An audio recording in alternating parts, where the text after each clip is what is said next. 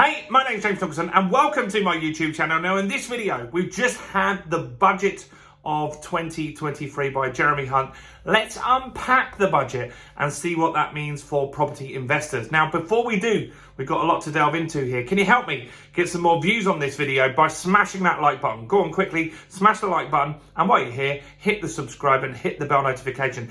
It's our first birthday today, so if you can do anything, all I want for my birthday is a like and a subscribe. So, the budget. I'm going to have to look down on my notes just in case you're wondering, what am I doing? There was a lot to unpack. It went on for just over an hour. And this budget is really focused on getting people back to work, getting Britain moving again. Because let's face it, it's been a very, very difficult 3 or 4 years now. And we really need to turn the corner and have some more positive stuff coming back. So the budget started with some pretty good news, and that was about inflation. And so inflation is expected to start having some big drops now. And so the inflation is looking to end up at the end of the year at 2.9%. Which is pretty good. That's almost down to where we want it at 2%. Now, the government's target for this year was to halve inflation, and they're actually going to do better than that, which is really, really good news. And so we saw some US data out the other day. Their inflation's coming down. Ours will be coming out in the next few days. So that is really good news, because that is what's really stressing out households at the moment, is inflation. The pounds in your pocket are really getting eroded at the moment. So that's good. Now, this is another really positive one, and I think this is going to be positive for, actually, before we jump into any more, inflation, why that's important for us. Let's just relate this to property investing.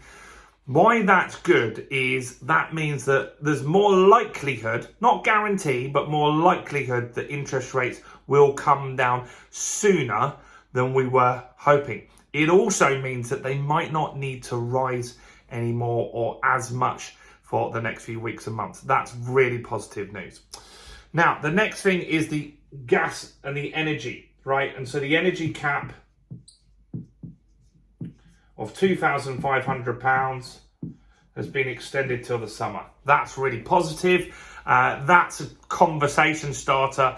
A lot of people's dinner tables, and when they meet friends and family, they're talking about the cost of the energy and the inflation, right? And this one really is where they really notice it in the pocket. Because look, let's just say certain goods go up in your shopping basket, you might not notice it so much. But when the bill has gone from 100 quid up to 200 quid or 300 quid, that really gets noticed. And so that energy cap is being extended till the summer. I think it's till July.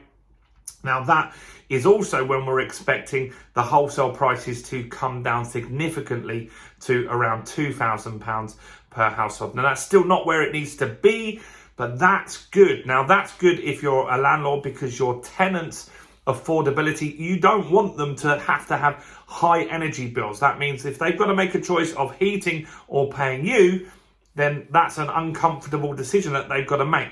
You don't want that to be happening. So if your tenants can be better off financially, that is really, really positive news. And so that's a great thing. I think it was quite likely that that was always going to happen. But it's also good that off the back of that, when that ends, that the cost of energy is going to be dropping. Anyway, fuel duty. Fuel duty is frozen. That makes a difference to, obviously, that's going to bring down cost of goods. Things that are transported will be cheaper.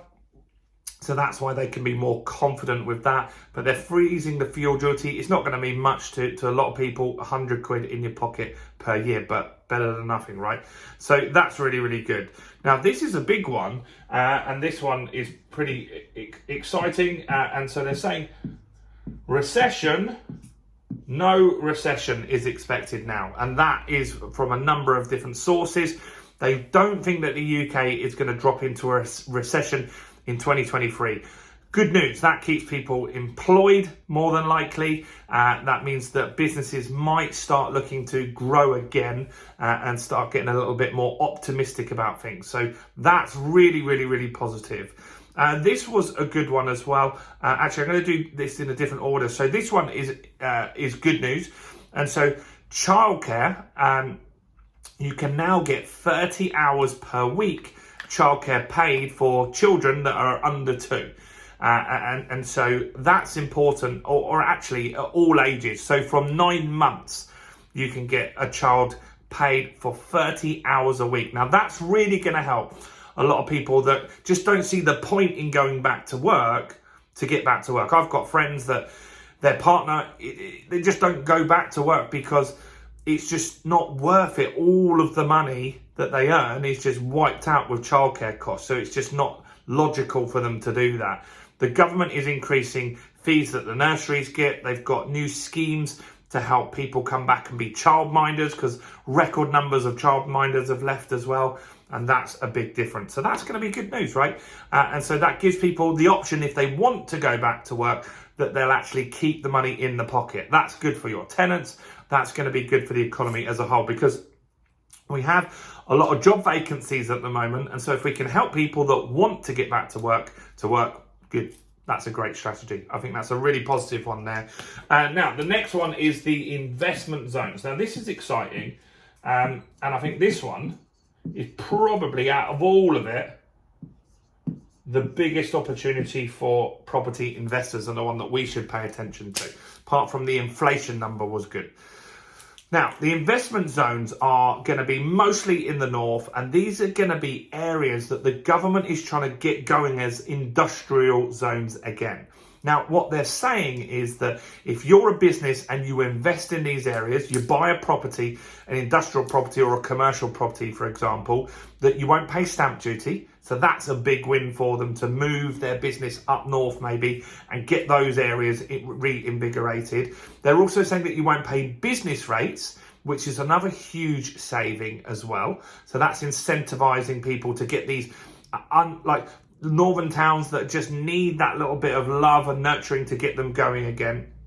So there's no there's no business rates, there's no stamp duty. They're also going to get a reduction on their national insurance, so they won't have to pay so much national insurance. So that will inspire them to hire more people.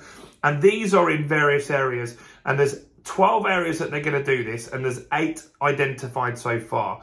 They are the East Midlands, Greater Manchester, Liverpool, North East, South Yorkshire, Tees Valley, West Midlands and West Yorkshire. Now, I've been investing in some of those areas, so that's good, because Amazon left Doncaster recently, or shut one warehouse and moved it to another warehouse. But if we can get some big companies moving into that area because of these schemes, and they do work, these schemes, they've been proven in the past to really get investment going. Because if you're looking at investing in London or investing in the north and you've got all these tax breaks, then of course you're going to invest in the north, right? That makes total sense. And even if you're looking to were considering expanding your business, and now you've got an opportunity without paying stamp duty, with national insurance deductions, with no business rates, that is going to make a lot of entrepreneurs excited and make that decision to invest in the north. That will bring in tens of thousands or hundreds of thousands of jobs into those areas as a whole, which will mean that more people can afford rent. It means house prices will be more stable in those areas as well. So that is very, very positive news, and I thought was a very, very good thing that was happening there. So on the whole, I think the budget was generally pretty good. And there wasn't lots of massive exciting stuff in there. One thing that business owners like me will say is that corporation tax going up from 19% to 25% isn't good. But there are things that you can do with expenditure now. If you invest in your business, you can claim all of that off your tax. So I think it's going to balance out anyway. Also, small business owners that don't make more than 50 grand, they're not going to be hit by this anyway. And that is the majority of business owners don't make a huge ton of profit. There's always ways to reduce your profit anyway. Like big companies don't pay much corporation tax, do they? And so there's always going to be ways around that. But on the whole, I think it's a fairly positive budget. The standout things for me are inflation coming down. That's good.